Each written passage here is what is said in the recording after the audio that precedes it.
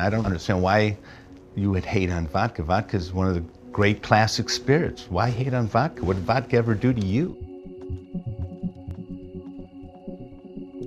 In 1995, I started bartending. We had the well, and then we had the call, and the call was oftentimes the premium products. And I remember around 1996, 97, when this notion of super premium spirits came out. Super premium came about pretty early on in my bartending career, and it would usually be the higher shelf products. It was the ones that you would literally look up to, though I'd never really come across it as a consumer. It was from when I started working in the bars, it felt like an industry term to have super premium. The terms seem to mean something, and as the market has sort of shifted and prices have moved and people's understanding have changed, I think the term has really ceased to have the gravity that it used to. I absolutely think the term super premium is abused. It was abused out of the gate, and now it's super abused. I mean, now it's superfluous, it's everywhere. It's very, very fake. It seems to be like you can just price your vodka, whatever, and if your bottle's nice, you're super premium. Super premium to me is something that is expensive. It's got great packaging, and it's something that fashion style people and artsy style people like to be seen drinking. Pretty much everything at $500 a bottle falls into the super premium. So again, I think a lot of times people are buying trophies as opposed to really buying on an appreciation level. You know, you see these incredibly gussied up bottles. That kind of thing is an intense turnoff to me, but I'm sort of a purist. To me, it's what's inside the bottle that's most important. In '79, when Absolut launched, I think it was really a point where it started to change, well, really luxury consumption for people. It was very much in everybody's home, it was in arts, it was in media. It really kind of changed the way people kind of perceived kind of luxury consumption of spirits. It's hard to not be aware of how Absolut Vodka affected spirits. I think my first memory of watching a bartender work involved walking into a bar and seeing them pull a bottle of Absolut Vodka out of a freezer and see him work with it. It really created a premium spirit category. Definitely turned the vodka category upside down and really introduced Americans to an imported vodka. They just hit it spot on right. So they take the whole concept of vodka making from completely different angle, from packaging, from the way they made it, from the way they marketed it, and they priced it. So it was a revolution back then, and it was a very successful one.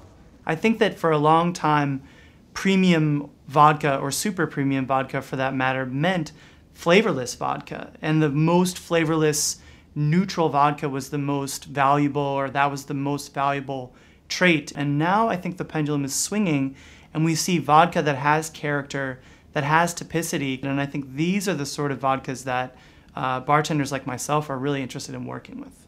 For a vodka to legitimately be considered super premium, to me, you would have to have everything from start to finish be of the highest caliber, of the greatest polish, of the greatest competence. Commitment to using only the finest ingredients. I'm looking for personality, I'm looking for strength. Are you sourcing your own grain? Are you buying neutral spirit? There's somebody behind that who knows, who's been at it for 40 years, who knows what they're doing. What grain are you using? Is it a mix of grains? Is it a single grain? Is it a single estate grain? The stills are of the very highest quality, the process has been thought out. These are all things that contribute, I think, to the price that you pay. If we don't educate people who are selling it or enjoying it on what differentiates vodka, premium vodka, super premium vodka, I think it's hard to justify the category. It's important for people to know where things come from. They want to know that it's created in a certain manner, it's created with care. That is very much part of the actual flavor of it and the way people perceive and consume it. I think the way that Elix is produced makes the most difference in the quality of the vodka. Everything done from start to finish by one company, by one set of professionals, I think that makes the biggest difference in vodka. You control every step of the process. You know where the wheat comes from, the yeast that you're sourcing, the fermentation is under your control, the distillation, the water source, the bottling. Without doing all those things and really paying attention to those things and caring about those things, the end is never going to be what it needs to be. My first impression of Absolut Elix is it's an extraordinarily soft vodka with sort of with a wheat overlay, almost a little creamy. It's just extraordinarily soft.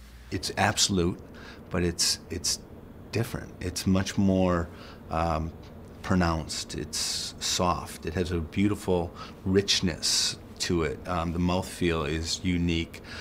It's beautiful structure, great acidity. We're very into textures when it comes to shaking, so the difference between a shaken drink and a stirred drink, a shaken drink is more crunchy, and a stirred drink is meant to have a kind of silkiness to it. And I think absolutely like texture.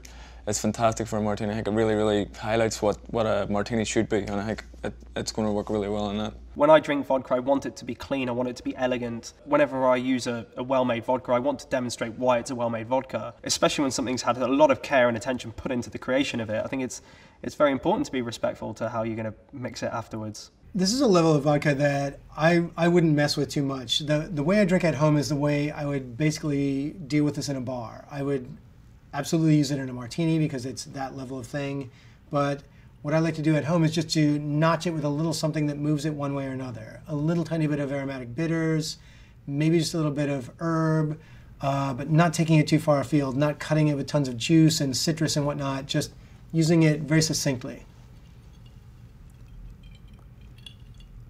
I keep a bottle at home in the freezer, and I make these beautiful big spheres of ice that melt really slowly. So the water is gorgeous, and it softens the vodka and it opens the vodka, and it just expresses itself and goes on and on.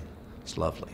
It's kind of dispelling that idea that vodka is just neutral. There's notes of kind of like, there's bits of fruit, there's bits of butterscotch on the nose, but I think the palate is where it really starts to shine, is where it's got a bit of warmth, a bit of spice, but it's got this great kind of creamy sweetness and this real thickness on the palate. And again, kind of that lasts into the finish. It really kind of extends on with that. It's not short. It's exactly what you want for something then when you want to have a finessed, elegant style of drink. It's really hitting the nail on the head with that. We taste with our eyes first, and you can't separate the way you experience something visually before you decide to taste it.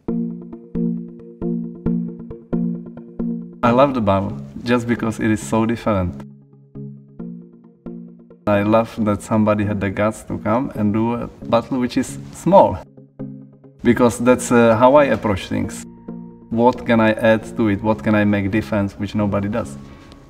I also like that it separates itself from the sort of classic, iconic Absolut bottle, which I think is kind of interesting. When you look at the bottle and you see that copper and you understand that, you can see how they tied still in with the bottle and sending the message that we're doing something unique.